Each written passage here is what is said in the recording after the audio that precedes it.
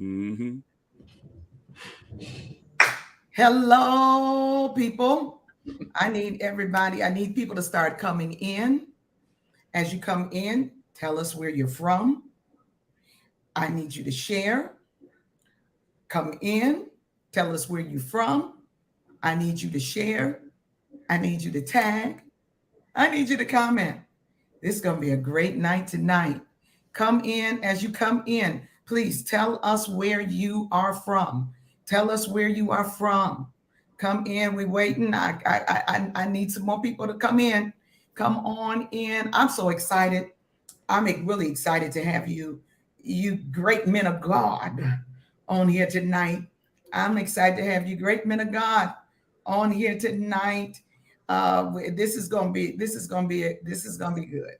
I want you guys to listen. Those of you who are pastors, who ministers, you're trying to work with churches and help your ministry as it relates to what's going on with Church Without Walls. What this is really all about, you need to tag, share, tell them come on, because this is going to be great on tonight.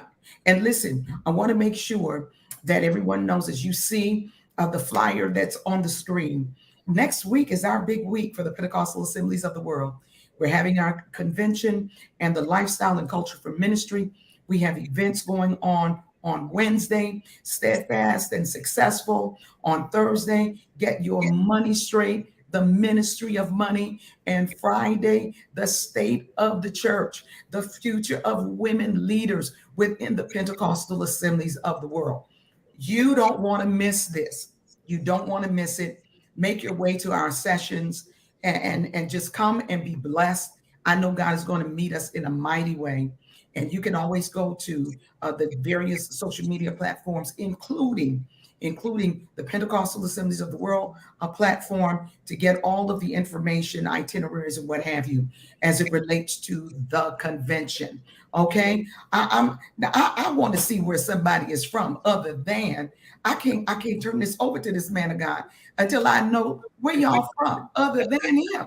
I know where the Reverend Dr. Perdue is from, but where are you from? Come on and talk to me. Now we're talking. Come on, Betty. Sister Betty Reynolds. That's one of my faithful. That's one of my faithful. Yes, come on, Sister Betty Reynolds. We all down here in Virginia Beach. And who else? Come on, who else? Where are you?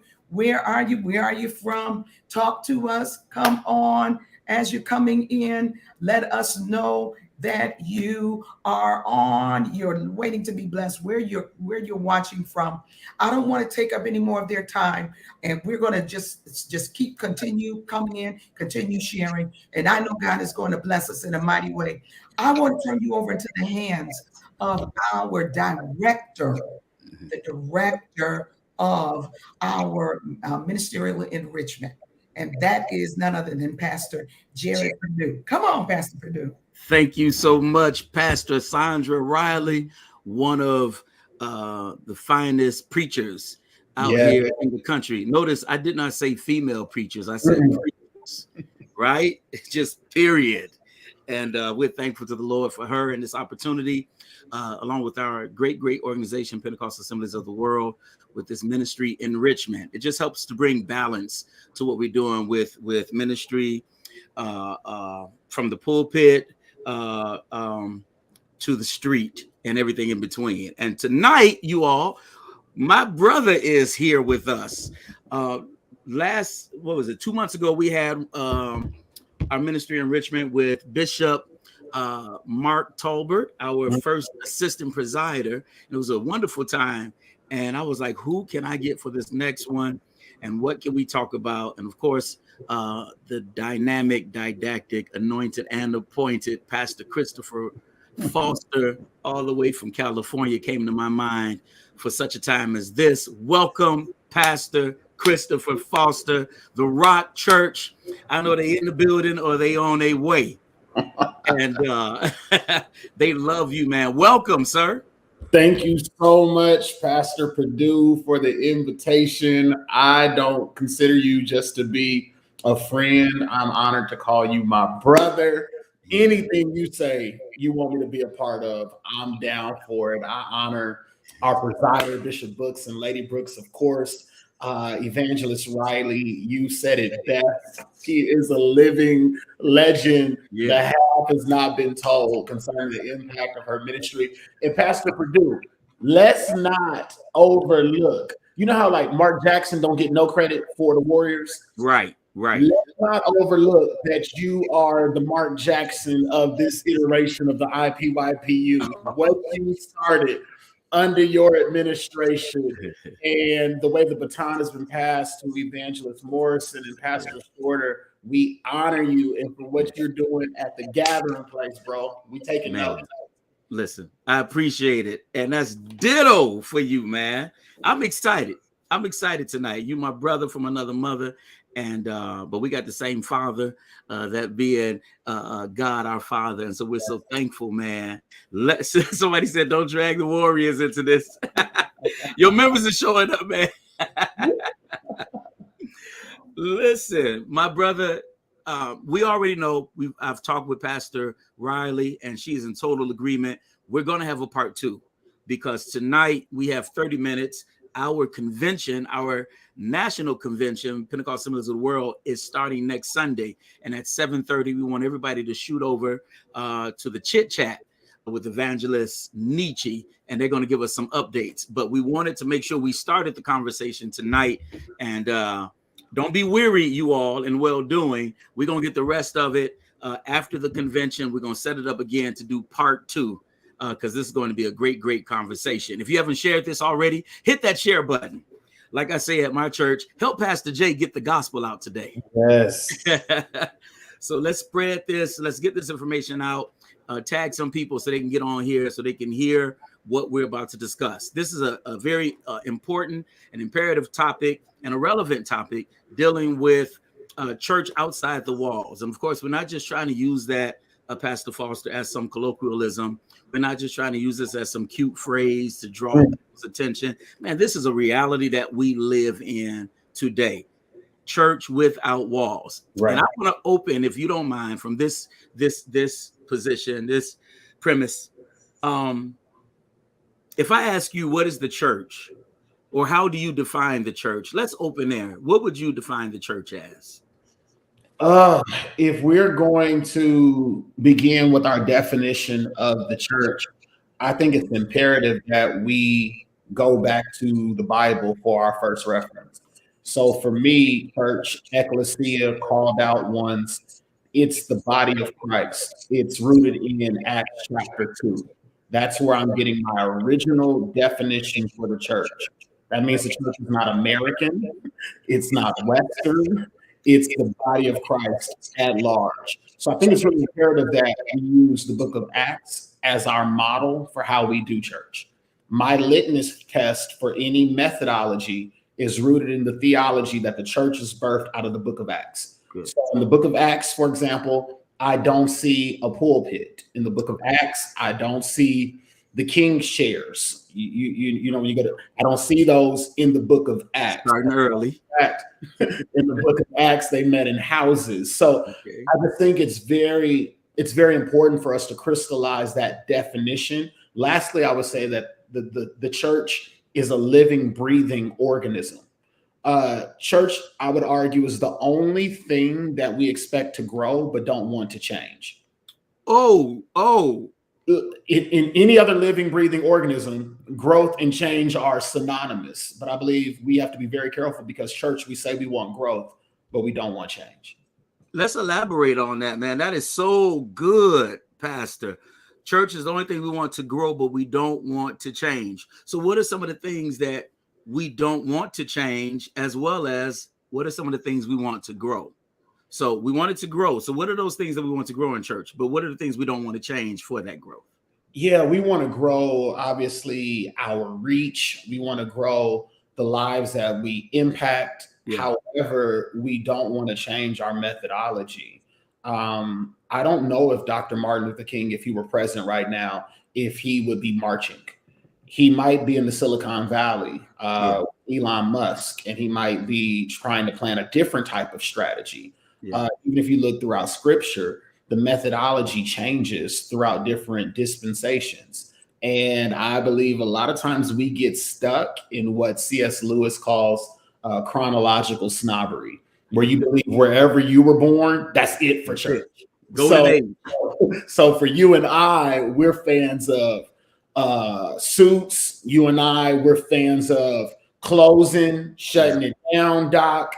And the truth is, if we make that synonymous with doctrine, we could be doing ourselves a disservice, because church is still evolving. And there's I laugh because old people, we say things like millennials. And I'm like, it's Y's and Z's now. Yeah. So a lot of times we can get stuck wherever it was at a height for us. What are some, then, to keep us from getting stuck? What are some recommendations, or what are your thoughts as it relates to systems and structures that the church can set up? If we're looking at the Church of Acts 2 as the foundation, as the premise, of course, in Acts 2, they were wearing robes and sandals. Mm-hmm. So we know we're not doing that now. I oftentimes tell the church, if Jesus was here physically now, he would have on what you're wearing, Pastor. Mm-hmm. He wouldn't have on a robe and sandals. And I think we try to preach an antiquated Jesus to a 21st century church as it relates to presentation. I'm not dealing with doctrine, I'm dealing with presentation.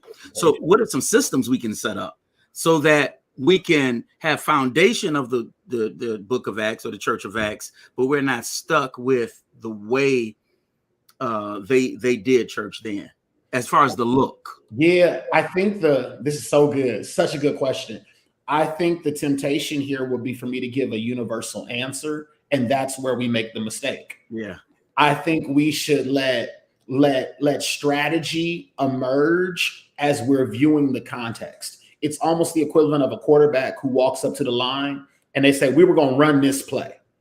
But when I came to the line, I see something totally different. So it's time for us to call an audible. So I believe it's important for our churches to have a strategy, but the way you're going to do church in the Midwest might be a little different than I would approach church on the West Coast, simply based upon context. For example, a lot of pastors I know take sabbatical, which is new for us because we've never even heard of that. Even I struggle with that, if I'm being completely transparent, although the Bible teaches us about the importance of the Sabbath. God rest, but I'm still supposed to go 24/7. Pastor Bruno, I'm gonna be super transparent with you. Last week, I got angry with God because I was on vacation and I'm reading and I'm studying and God's not giving me my message. Mm-hmm. And I'm saying, like, Lord, I'm on vacation with my family. I'm playing with them during the day. At nighttime, I'm studying and you won't give me my message. I got so mad. I said, well, if you don't want them to have nothing, then fine, it's on you. I get to the curbside of the airport. We're checking our bags in. I had 10 minutes. In 10 minutes, the Lord gave me a page of notes. All right. What the Lord was telling me, I didn't get the revelation until yesterday. He says, if you would trust me to rest, I would replenish you. Wow. So because I don't embrace this idea of Sabbath, even though I teach it and preach it, it becomes a problem. So I'm saying all that to say, wow, for you, most churches, most pastors, they take Sabbath in July. Maybe you can't take Sabbath in July because if you live in Chicago, the weather's amazing in July. Right. You only got a few good months. So that might be the time where you're going to go hard. So you can't take some model that you've seen on the internet or with other churches and just think it's automatically going to work for you. So it's kind of like, I don't want to come in with a rigid play. I want to write my plans in pencil and then we want to create something. But as far as concrete structures, I would begin with what's going to compel me to want to come to your church on my day off. I can be in Hyde Park, I can be in Millennium Park, I can be in Disneyland. What's going to make me miss that to come to this? And so I think a lot of times we make the mistake of approaching church as pastors and we don't approach it as parishioners. And it's, how do I make this experience so magnetic where people are compelled to not just log on, but actually come to the physical space? That is so good, Pastor Foster, because man, you said God told you if you trust him to rest, He'll replenish. he'll replenish. So do you think sometimes as pastors and preachers, because we're not resting, we find ourselves working for revelation? I often say, people ask me, where does your creativity come from? I say, from spending time with the creator. That's it. Yeah, and I really believe that now, don't get it twisted. God, he brings things to your remembrance. Right. So there is a discipline and a work ethic. I'm not always just reading the Bible. I also read books. Yeah. There will never be a time that you can approach me and ask me, what am I reading? And I not have something to tell you. Absolutely. Right now, it's The Science of Being Stuck. Of course, Disruptors. I mean, like, my point is that it's a part of my regimen. My car is my classroom. So as a pastor, I believe a lot of times we're working hard because we're doing these Saturday night specials. And I just don't believe in that. For me, it's methodical. It's well sought out. Like, think about this.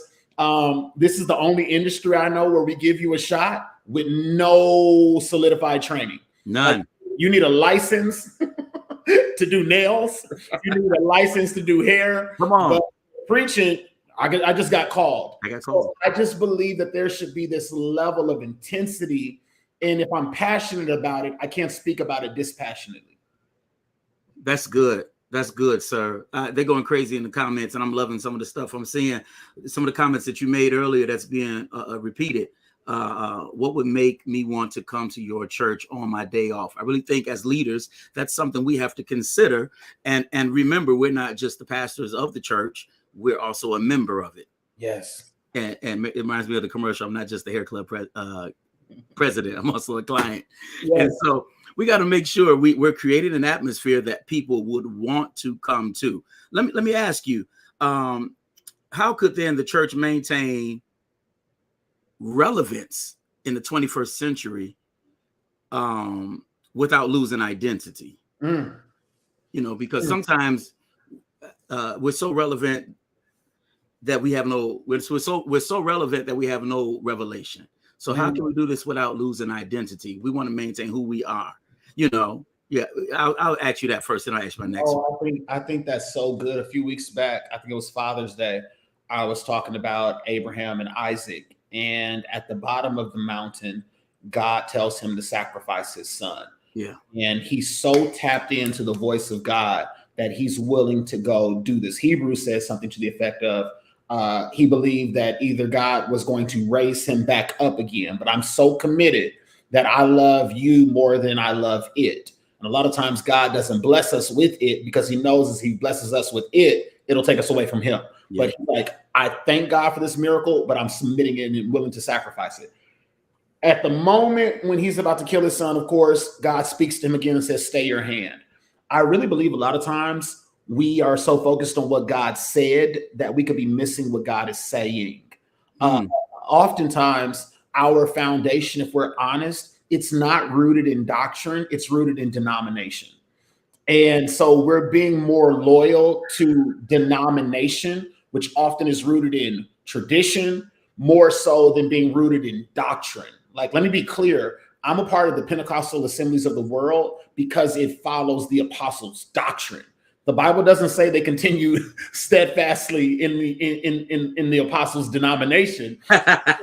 They continue steadfastly in the apostle doctrine. And I believe we haven't made that distinction between doctrine and denomination.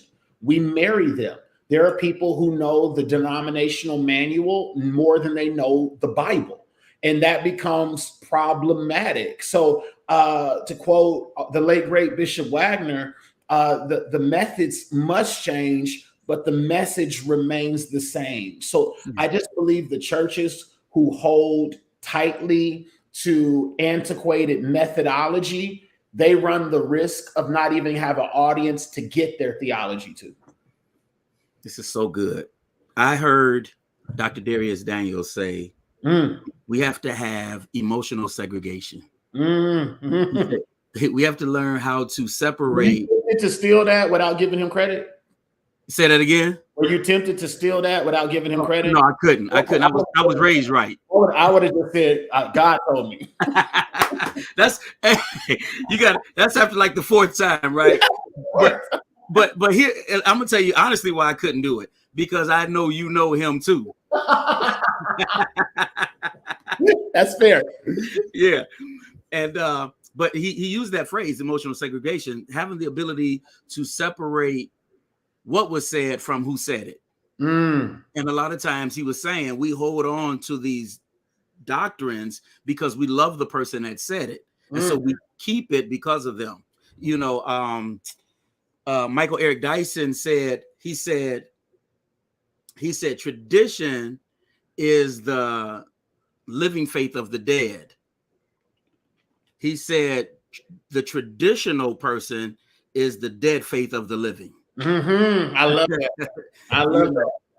And so, in just connecting to what you said and articulated so well, just understanding that the method does change, but the message, the identity of the church is always Jesus the Christ, even if he doesn't look like the 90s Jesus. Yes. Which is an era I loved. Yes. Hezekiah Walker, John P. Key. Yes. Come on, Ricky Dillon. When we had choirs and robes. Yes. You know, but the message is still the same, even though the method is different. All right, so let me ask you, you dealt with that so eloquently. What can we do then to be in keeping our identity as the church and relevance? What can we do to be multicultural and multi-generational without losing foundation? That's super good. I think that's such a good question. And I believe multi-generational is actually the blueprint we were given on the day of Pentecost, when your sons and daughters, young and old. And so I am so proud to say that our church is intentionally intergenerational. I love that about our church. And here's the crazy part. The people who are in their 60s, 70s, 50s, 40s, they come with this level of authenticity and swag to them that fits the universal culture of our church. Yeah. So it's like these saved people who are in the world and not of the world, and they bring a vibe to them. I've never once had someone who's seasoned come up to us and say, we're moving too fast. It's kind of like they just have jumped on the train. And by the way, I told our church, like any good business at our church, don't expect anything to stay the same. Every 6 months, you will see something new at the Rock Church into perpetuity. We're constantly upgrading our models. If Apple has to send you updates, then why is the body of Christ so fixated? Like, they're giving you the phone saying it's incomplete. They're giving you the phone saying it's a work in progress. They're giving you the 13 with the expectation that the 14 will be coming. So it becomes very, very important for us to dive into making sure we're evolving constantly. So when it comes to multi-generational, I subscribe to that. Now here's the sneaky curveball. I'm not sure anymore I subscribe to multicultural as much. Okay. For example, if you make soul food, just make soul food. When I go to the Cheesecake Factory, y'all are trying to sell me Italian, Mexican, American, Jamaican. And I believe that's the reason why the Cheesecake Factory kind of just is what it is. I believe that God anoints authenticity. Okay. And I really believe that there's an audience that's attracted to you.